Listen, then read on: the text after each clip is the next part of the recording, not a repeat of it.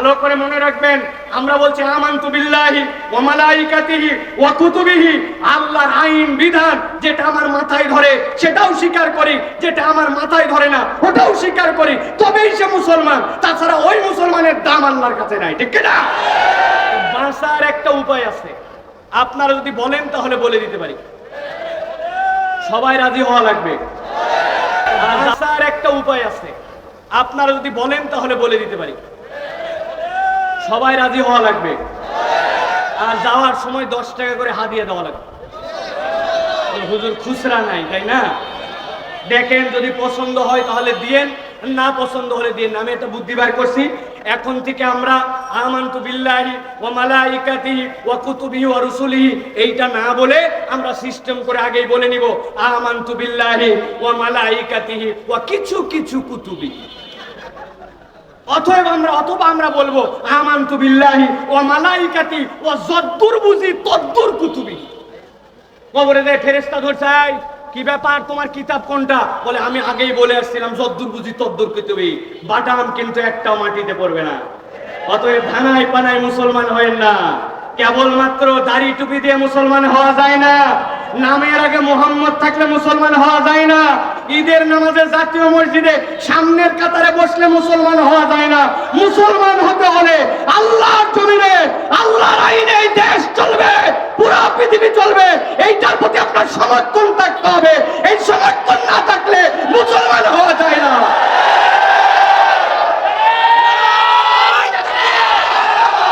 আসসালামু আলাইকুম ওয়া রাহমাতুল্লাহি ওয়া বারাকাতুহু।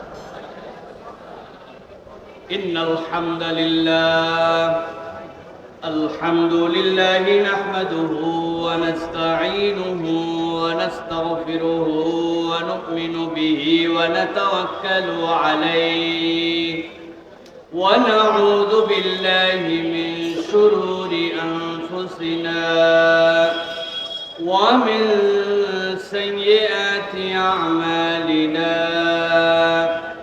من يهد الله فلا مضل له ومن يضلل فلا هادي له وأشهد أن لا إله إلا الله وحده لا شريك له وأشهد أن سيدنا وحبيبنا وطبيب قلوبنا محمد الذي أرسله بالحق بشيرا ونذيرا وداعيا إلى الله بإذنه وسراجا منيرا فقد قال الله سبحانه وتعالى في كلامه المجيد وفي فرقان الحميد أعوذ بالله من الشيطان الرجيم بسم الله الرحمن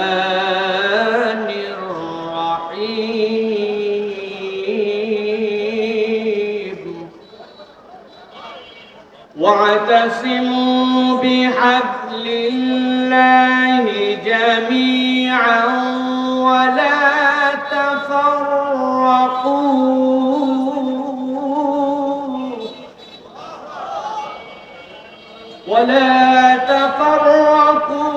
واذكروا نعمة الله عليكم إذ كنتم أعداء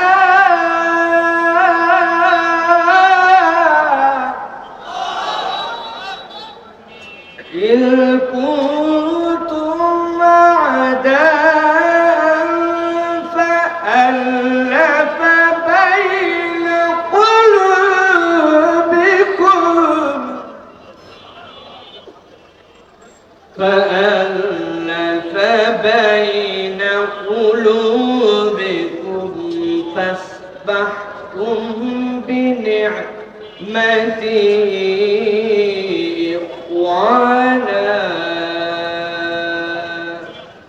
قال الله سبحانه وتعالى إن الله وملائكته يصلون على النبي يا أيها الذين آمنوا صلوا عليه وسلموا تسليما اللهم صل على محمد وعلى آل محمد كما صليت على إبراهيم وعلى آل إبراهيم إنك حميد مجيد اللهم بارك على محمد وعلى آل محمد كما باركت على إبراهيم وعلى آل إبراهيم إنك حميد مجيد الحمد لله সম্মানিত হাজিরিন আজকে চমৎকার আয়োজনে যারা আমরা সকলে উপস্থিত হয়েছি যারা আমরা এই প্রাণবন্ত প্রোগ্রামটিকে সাফল্যমণ্ডিত করার জন্য নিজেদের জীবনের মূল্যবান সময়গুলোকে ফারেক করে এখানে হাজির হয়েছি আমরা আল্লাহ রাব্বুল আলামিনের কাছে কৃতজ্ঞ হচ্ছি যারা আয়োজন করেছেন যারা এসেছেন যারা কথা শুনছেন সকলের প্রতি আন্তরিক মোবারকবাদ জানাচ্ছি এবং আল্লাহ রাব্বুল আলামিনের কাছে কৃতজ্ঞতা জানাচ্ছি আজকের থেকে 1 বছর আগেও যদি আমাদের কাছে বলা হতো যে এইরকম বাইতুল মোকাররমের পাশে এরকম ফুট ওভার ব্রিজের নিচে বাংলাদেশে এরকম আলেম ওলামারা বসে কথা বলবেন এই কথা বলার জন্য যে অনুমতি নেওয়া লাগতো এর জন্য যে ঘোরাঘুরি করা লাগতো এর জন্য যে মানুষের কাছে পদলেহন করতে হতো আল্লাহ রাব্বুল আলামিন আমাদেরকে সেই সময়টুকুকে পরিবর্তন করে একটা সুসময় আমাদেরকে দান করেছেন এটা দুনিয়ার মুখে অনেকে অনেক ক্রেডিট নিতে পারে অমুকে মাস্টারমাইন্ড তুমুকে হ্যান্ড করেছে তুমুকে ঘোষণা দিয়েছিল এগুলা যা বলবে যারা বলবে তারা আল্লাহ রাব্বুল আলামিনের সাথে গাদ্দারি করবে আল্লাহ রাব্বুল আলামিনের ইচ্ছা ছাড়া এই বাস্তবতায় আমাদের সামনে আসার সম্ভাবনা ছিল না ঠিক না অতএব আমরা আল্লাহ রাব্বুল আলামিনের কাছে কৃতজ্ঞ হচ্ছি আলহামদুলিল্লাহ দ্বিতীয় যে কথাটি এই দেশের মানুষ বোঝে কিন্তু এই দেশের এক শ্রেণীর মানুষের কারণে তারা স্বীকার করে না সেটি হচ্ছে তাওহীদ পন্থী মানুষ ইসলাম পন্থী মানুষ যারা আল্লাহ রাসূলকে ভালোবাসে যারা মরার পরে জান্নাতে যাওয়ার জন্য শহীদি তামান্না হৃদয়ে রাখে ওই সকল পরিবারের সন্তান এবং সেই সকল শিক্ষায় শিক্ষিত মানুষেরা রাস্তায় নেমেছিল বলে কথা বলেছিল বলে মসজিদগুলো থেকে জুমার খুতবা চলমান ছিল বলে ওই ম্যান্ডেটগুলো মানুষের হৃদয়ের মধ্যে ধারণ করা ছিল তারই এক বিস্ফোরণ হয়েছিল ইসলামপন্থীদের দ্বারা অন্য যারা ক্রেডিট নেয় এরা ধান্দাবাজ মূল রক্ত দিয়েছে ইসলামপন্থীরা তাওহীদপন্থীরা ইসলামপন্থীরা না থাকলে বাংলাদেশের এই নতুন বাংলাদেশ দেখার স্বপ্ন হতো না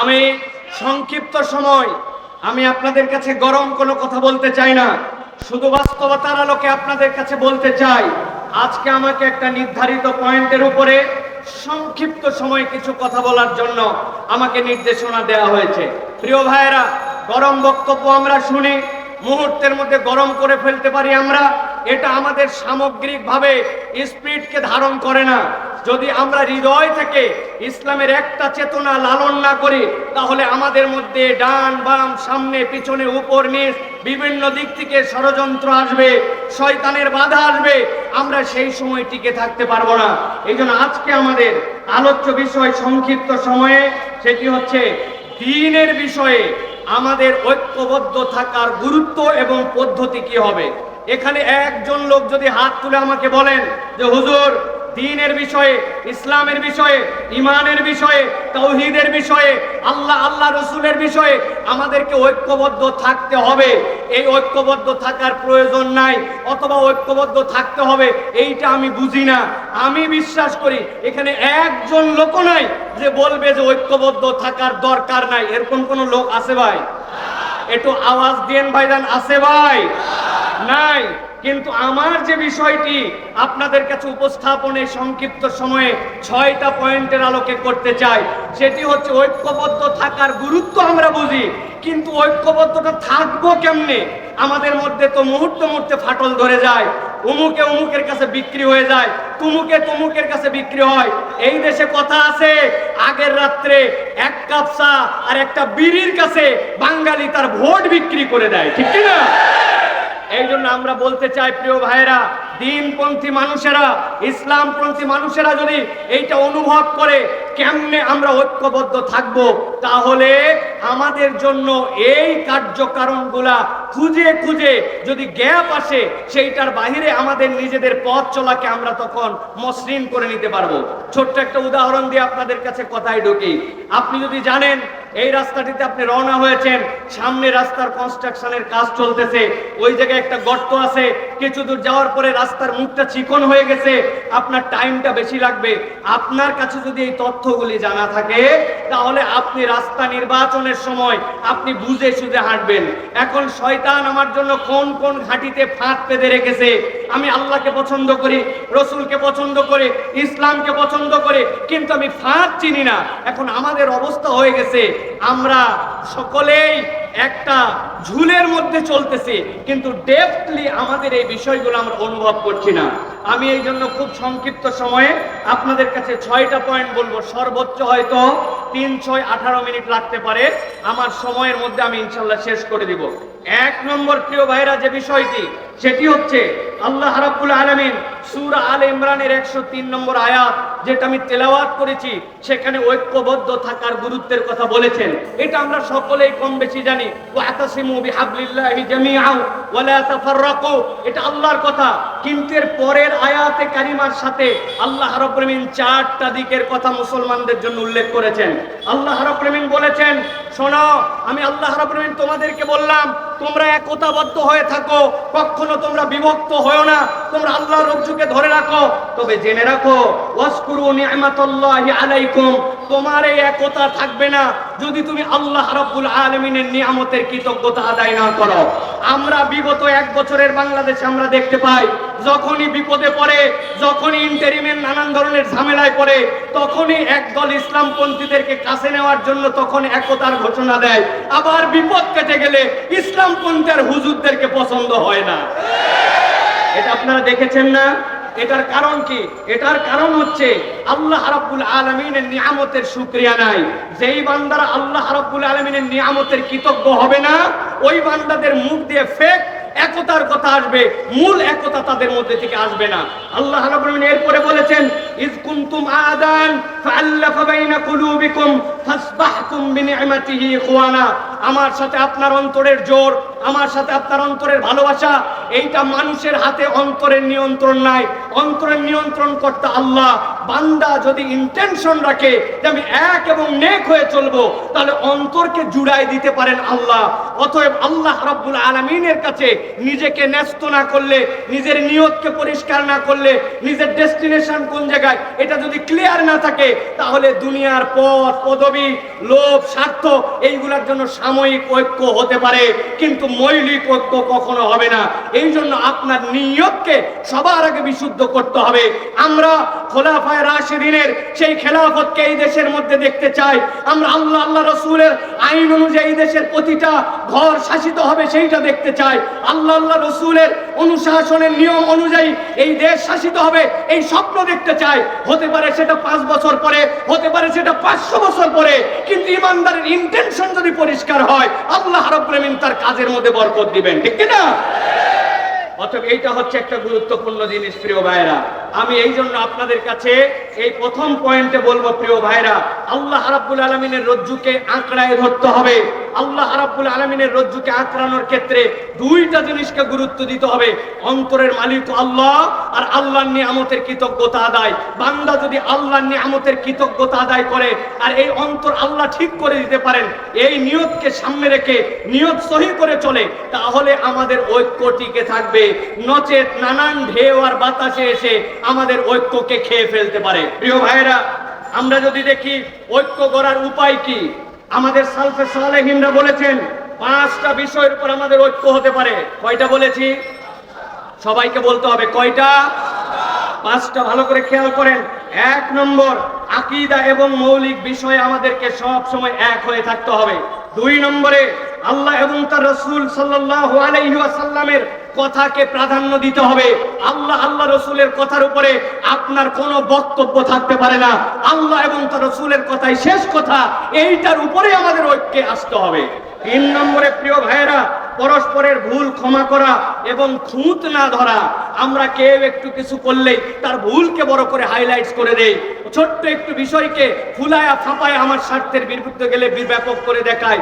ভুলকে বড় করে দেখানো যাবে না, এটা শয়তানের ধোঁকা।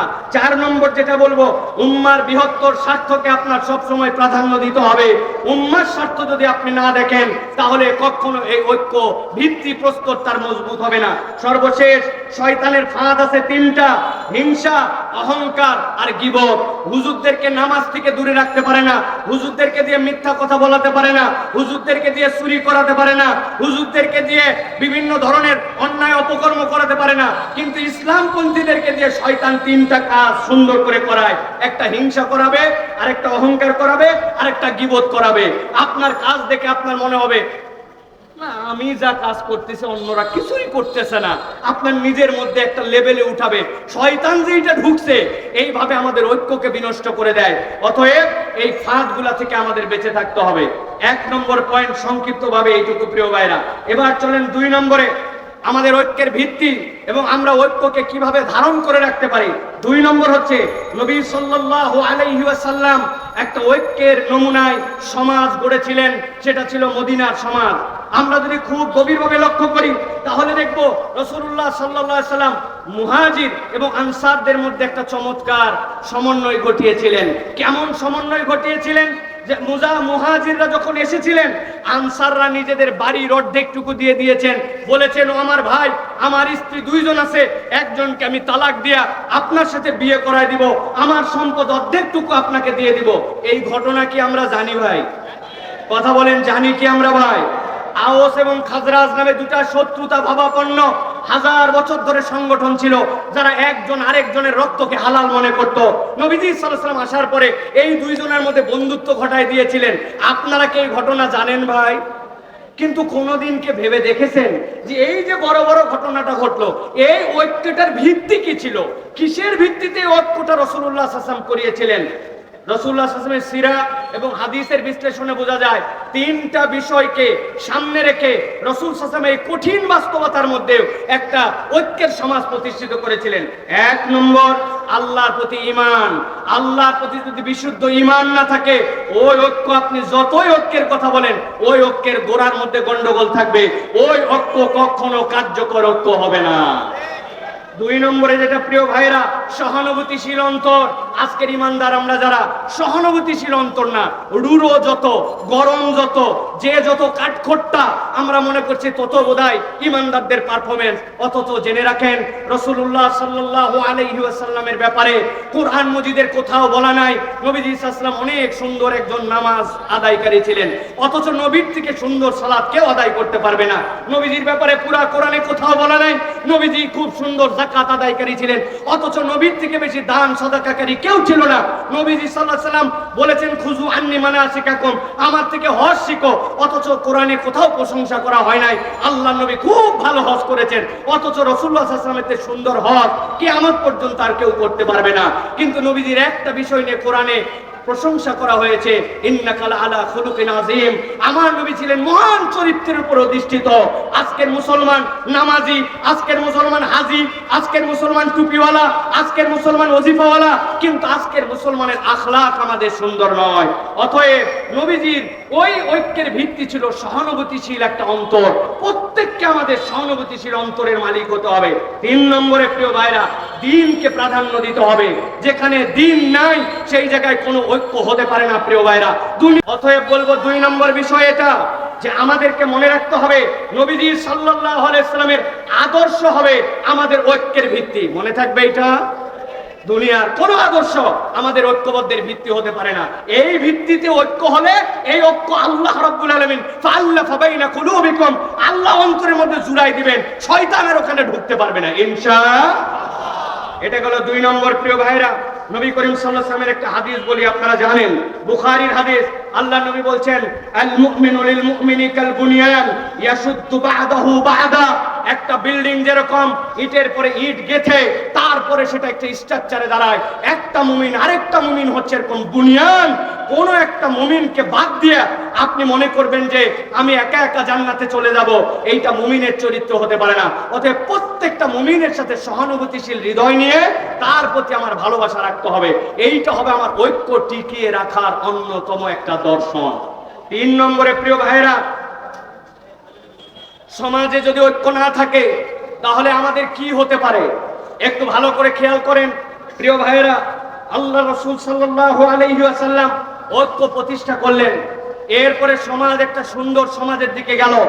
আল্লাহ রাব্বুল আলামিন কোরআনুল কারীমের সূরা আনফালের 46 নম্বর আয়াত, এই আয়াতের মধ্যে আল্লাহ রাব্বুল আলামিন দুনিয়ার মানুষকে বলছেন, শোনো, যদি তোমরা ঐক্যের মধ্যে ফাটল ধরাও, ইমানদারদের মধ্যে যদি ফাটল ধরাও, তাহলে তোমাদের সমাজের মধ্যে 3টা মহামারী, 3টা সমস্যা তোমাদের মধ্যে আসবে। সূরা আনফাল 46 নম্বর আয়াত, আল্লাহ বলছেন, ওয়ালা তানাজারু ফাতাফশালু ওয়া তাযহাবা রিহুকুম। আল্লাহ রাব্বুল আলামিন বলছেন কোরআনুল কারীমের মধ্যে, যদি কোনো বান্দারা নিজেদের মধ্যে বিভেদ ঘটায়, এই বিবাদে জড়ায় পড়ে, তাহলে 3টা সমস্যা তাদের মধ্যে হবে। 1 নম্বরে কি হবে? তারা ব্যর্থ হয়ে যাবে। 2 নম্বরে কি হবে? শক্তি তাদের চলে যাবে। 3 নম্বরে কি হবে? ওই সমাজের মধ্যে রহমত থাকবে না। নবীজি সাল্লাল্লাহু আলাইহি ওয়াসাল্লাম হাদিসের মধ্যে বলেছেন, ইয়াদুল্লাহি মাআল জামাআহ। তোমরা যতক্ষণ পর্যন্ত এক হয়ে থাকবা, তুমি দেখতে পাও তোমার একতার শক্তি, তোমার চোখে ওটা পরিষ্কার হবে না, তোমার চোখে পরিষ্কার হবে না। কেননা আল্লাহ রাব্বুল আলামিন এই জামাতের উপরে আল্লাহর হাতকে রেখেছেন। প্রিয় ভাইরা, লিবিয়ায় বিখ্যাত যুদ্ধ হচ্ছিল ফ্রান্সের সাথে। ওই ফ্রান্সের যুদ্ধে লিবিয়ায় মুজাহিদদের সাথে পারছিল না তারা। এক পর্যায়ে ফ্রান্স সিদ্ধান্ত নিল, সম্মুখ সমরে মুজাহিদিনদের সাথে পারা যায় না। তারা তখন উপর থেকে হেলিকপ্টার গানশিপ দিয়ে হত্যা করার সিদ্ধান্ত নিল।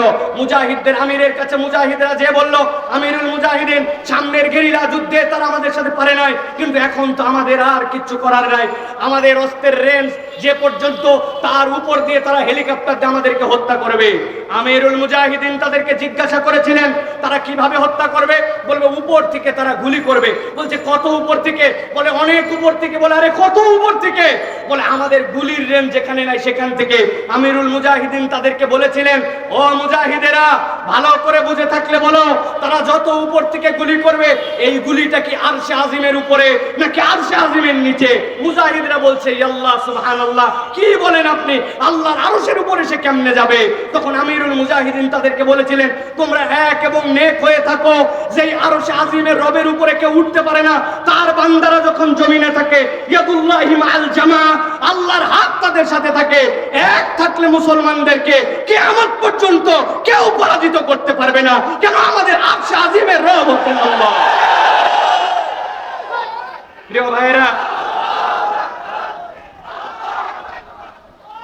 প্রিয় ভাইয়েরা, এই জন্য আমি বলবো, সংখ্যায় আমরা কম হতে পারি, লোকজন আমাদেরকে বলতে পারে, কোথায় তোমাদের লোক? আমাদের লোক বেশি দরকার নাই। ইমানদাররা কখনো অস্ত্রের বলে জিতে নাই। ইমানদারদের সাথে একটা বল ছিল, সেটা হচ্ছে ইমানি বল। যতক্ষণ পর্যন্ত আমরা এই ঐক্যবদ্ধতার স্বপ্ন নিয়ে সীমিত স্বার্থকে ত্যাগ করে এক থাকবো, এই ইমানের বল দিয়েই মুসলমানরা বিজয়ী হবে ইনশাআল্লাহ। প্রিয় ভাইয়েরা, এটা গেল 3 নম্বর পয়েন্ট। সংক্ষিপ্ত ভাবে এবার চতুর্থ যে বিষয়টি আপনাদের কাছে বলবো, প্রিয় ভাইয়েরা, এই উম্মাহ, যে উম্মার ব্যাপারে আল্লাহ রাব্বুল আলামিন কোরআনুল কারীমের মধ্যে ছোট্ট 2টা শব্দে প্রশংসা করেছেন। কি প্রশংসা? সামি'না ওয়া আতা'না। এরা তো সেই উম্মত যারা শোনে আর মেনে নেয়, এরা কোনো প্রশ্ন করে না। এটা হচ্ছে উম্মতে মুহাম্মাদের বৈশিষ্ট্য। মুফাসসিরিনে কেরাম ব্যাখ্যা করছেন এই আয়াতে কারিমার আলোকে এই উম্মতের মৌলিক বৈশিষ্ট্য কি? এই উম্মতের মৌলিক বৈশিষ্ট্য হচ্ছে ঐক্য।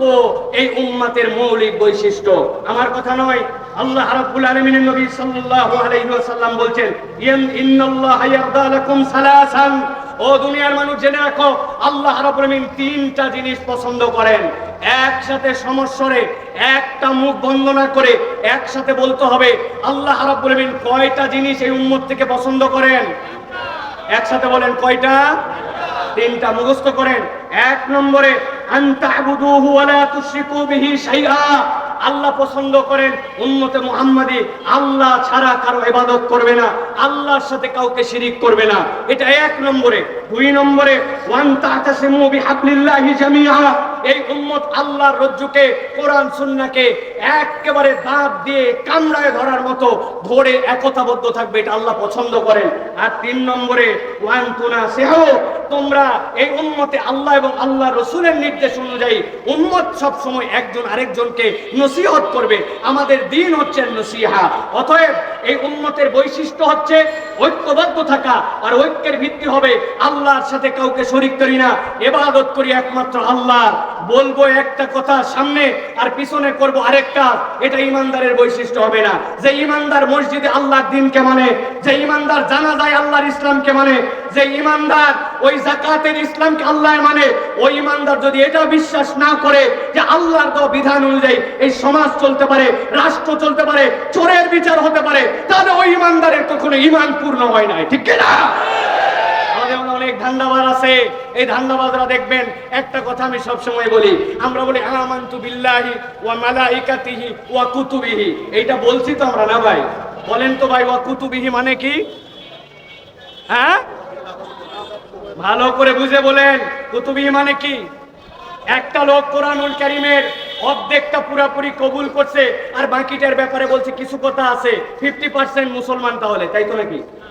আরেকজন পুরাটাই শেষ করছে শুধু সূরা নাস, অল্প একটুখানি, ওইটার এখনো আলোচনাটা ওর বোঝা হয় নাই, 99.99% মুসলমান, তাই তো নাকি? কত পার্সেন্ট? 0%। প্রিয় ভাইরা, ভালো করে মনে রাখবেন, আমরা বলছি আমানতু বিল্লাহি ওয়া মালাইকাতিহি ওয়া কুতুবিহি, আল্লাহর আইন বিধান যেটা আমার মাথায় ধরে সেটাও স্বীকার করি, যেটা আমার মাথায় ধরে না ওটাও স্বীকার করি, তবেই সে মুসলমান। তাছাড়া ওই মুসলমানের দাম আল্লাহর কাছে নাই। ঠিক কি না? বাঁচার একটা উপায় আছে, আপনারা যদি বলেন তাহলে বলে দিতে পারি। সবাই রাজি হওয়া লাগবে, আর যাওয়ার সময় 10 টাকা করে হাদিয়া দেওয়া লাগবে। হুজুর খুচরা নাই, তাই না? দেখেন, যদি পছন্দ হয় তাহলে দিয়েন, না পছন্দ হলে দিয়েন। আমি একটা বুদ্ধি বার করছি, এখন থেকে আমরা আমানতু বিল্লাহি ওয়া মালাইকাতিহি ওয়া কুতুবিহি ওয়া রুসুলিহি এইটা না বলে আমরা সিস্টেম করে আগেই বলে নিব আমানতু বিল্লাহি ওয়া মালাইকাতিহি ওয়া কিছু কিছু কুতুবি। অথবা আমরা বলবো আমানতু বিল্লাহি ওয়া মালাইকাতি ওয়া যদ্দুর বুঝি তদ্দুর কুতুবি। কবরে দেয় ফেরেশতা ধরছাই, কি ব্যাপার, তোমার কিতাব কোনটা? বলে আমি আগেই বলে আসছিলাম যদ্দুর বুঝি তদ্দুর কুতুবি। বাটাম কিন্তু একটাও মাটিতে পড়বে না। অতএব ধানায় পানায় মুসলমান হয়েন না, কেবলমাত্র দাড়ি টুপি দিয়ে মুসলমান হওয়া যায় না, নামের আগে মোহাম্মদ থাকলে মুসলমান হওয়া যায় না, ঈদের নামাজে জাতীয় মসজিদে সামনের কাতারে বসলে মুসলমান হওয়া যায় না। মুসলমান হতে হলে আল্লাহর জমিনে আল্লাহর আইনে এই দেশ চলবে, পুরো পৃথিবী চলবে, এইটার প্রতি আপনার সমর্থন থাকতে হবে। এই সমর্থন না থাকলে মুসলমান হওয়া যায় না।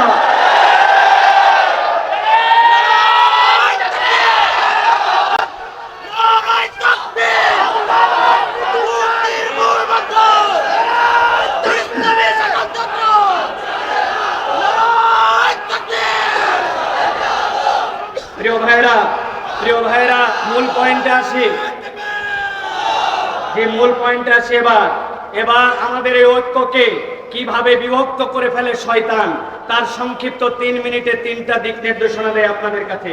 শয়তান আমাদের জন্য এই সকল ঐক্যের ক্ষেত্রে কিভাবে বিভক্তি ঘটায়, এটা আমার কথা নয়। আল্লাহ রাব্বুল আলামিন সূরা ইসরা তথা সূরা বনী ইসরাইল এর আল্লাহ রাব্বুল আলামিন 53 নম্বর আয়াতের মধ্যে বলছেন, ওয়া কুল্লি ইবাদি ইয়াকুলুল্লাতী ওয়া হিয়া আহসান। হে আমার নবী, আপনি আপনার উম্মতকে বলে দেন, উম্মত মুখ যেন যেখানে ইচ্ছা সেখানে ব্যবহার না করে। সে যদি কথা বলে তাহলে উত্তমটাই যেন বলে। আল্লামা তকি উসমানী সাহেব তার তাফসীরের ভিতরে বলেছেন, উত্তম কথা কেবলমাত্র মুসলমানের সাথেই নয়, নন মুসলমান সকলের সাথে মুসলমান তার কথাটা যেন সুন্দর করে কথা বলে। আমাদের যত ঝামেলা তার মূল হচ্ছে আমাদের মুখ। ঠিক না ভাই? হুজুর এক কথা বলে, আমি এক কথা বলি, হুজুরের তে এক ঘাট আমি বেশি বুঝি, এরকম আমাদের তবিয়ত দাঁড়াইছে। আল্লাহ বলছেন আপনার উম্মতকে সতর্ক করেন যে সে যদি কথা বলে সুন্দর কথা বলে, ভালো করে পয়েন্ট আউট করেন এইটা। আল্লাহ এরপরে বলছেন ইন্নাশ শাইতানা ইয়ানজাগু বাইনাহুম, নিশ্চয় জেনে রাখো শয়তানের কাজই হচ্ছে তোমাদের মধ্যে বিভক্তি ঘটানো।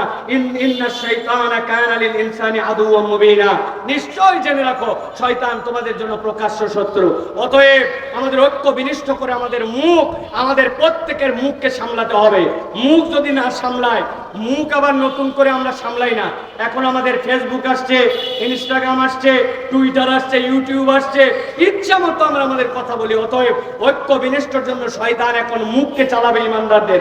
আমাদের মুখগুলাকে সতর্কভাবে ব্যবহার করতে হবে। প্রিয় ভাইরা, 2 নম্বরে যেটা বলবো সতর্ক হওয়ার জায়গা, সেটা হচ্ছে হকের উপর ঐক্য, বাতিলের সাথে কোনো ঐক্য হতে পারে না। অনেকে আমার এই কথাকে পছন্দ করবেন না, বলে হুজুর বিভিন্ন স্বার্থে আমাদেরকে, আমার কথা শেষের দিকে। প্রিয় ভাইরা, হকের উপর আমাদের ঐক্য, বাতিলের সাথে আমাদের কোনো ঐক্য নাই। প্রিয় ভাইরা, এটা ভালো করে মনে রাখতে হবে। সাময়িকভাবে অনেক ক্ষেত্রে আমরা মনে করতে পারি যে বাতিল যাদের সাথে দ্বীনের মৌলিক জায়গায় পার্থক্য আছে, তাদের সাথে বোধহয় আমরা ঐক্যবদ্ধ হতে পারি। এই ঐক্য আমাদেরকে কল্যাণ দিবে না। প্রিয় ভাইরা, আল্লাহ রাব্বুল আলামিন কোরআনুল কারীমের মধ্যে আছে ফাসতাকিম কামা উমিরতা ওয়া মান তাবা মা'আক, আল্লাহ রাসূল সাল্লাল্লাহু আলাইহি ওয়াসাল্লামকে বলে দেওয়া হয়েছে আপনি ওইটার উপরে মজবুত হন যেটা আল্লাহ রাব্বুল আলামিন আদেশ দিয়েছেন। অতএব আল্লাহ রাব্বুল আলামিনের নির্দেশের বাইরে আমরা কোনো ঐক্যের মধ্যে আসতে পারবো না। এটা আমাদেরকে মনে রাখতে হবে। প্রিয় ভাইরা, ওই ঐক্য আমাদের টিকবে না। এই জন্য আমাদের অনেকের মধ্যে তাড়াহুড়া আছে, এত বছরের ডেডলাইন ফিক্স করে আমাকে এই ইসলাম প্রতিষ্ঠিত করে বলতে হবে। আমাদেরকে আল্লাহ রাব্বুল আলামিন এটা জিজ্ঞাসা করবেন না যে তোমরা তোমাদের হায়াতে কেন এতদিনের মধ্যে এই কাজ করতে পারো না। আল্লাহ এটা জিজ্ঞাসা করবেন না। আল্লাহ আমাদের জন্য একটা দয়া করেছেন। আমি অনেক সময় বলি, আল্লাহ কোরআনুল কারীমের মধ্যে বলেছেন আইয়ুকুম আহসানু আমালা। আল্লাহ যদি বলতেন আইয়ুকুম আকমালু আমালা, আমাদের বিপদের কাতার শেষ হয়ে যেত। নামাজে দাঁড়ানোর পরে মন চলে গেছে এদিকে, মন চলে গেছে ওদিকে। আল্লাহ যদি বান্দাকে দাঁড় করায় জিজ্ঞাসা করতেন এই 2 রাকাত নামাজ কেমনে পড়ছিলি, তোর নামাজ কি পূর্ণ হয়েছে, আমরা আটকায় যেতাম। অথচ আল্লাহ দয়া করে বলেছেন আইয়ুকুম আহসানু আমালা, তোমাদের মধ্যে উত্তম প্রচেষ্টাটা কে করতে পারে। আমার কাজ হচ্ছে চেষ্টা করা। আস-সা'য়ু মিন্না ওয়াল ইতমামু মিনাল্লাহ।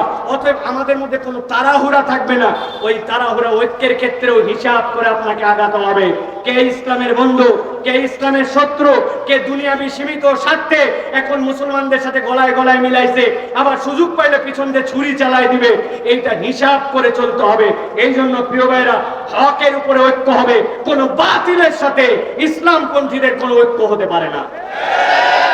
প্রিয় ভাইরা, সর্বশেষ যে পয়েন্ট আপনাদের কাছে বলবো প্রিয় ভাইরা, এইটা খুবই সেনসিটিভ এবং হৃদয় দিয়ে ধারণ করার পয়েন্ট। আল্লাহ রাব্বুল আলামিন বলছেন ঐক্য মানে হচ্ছে দয়া, ক্ষমা এবং হিকমা।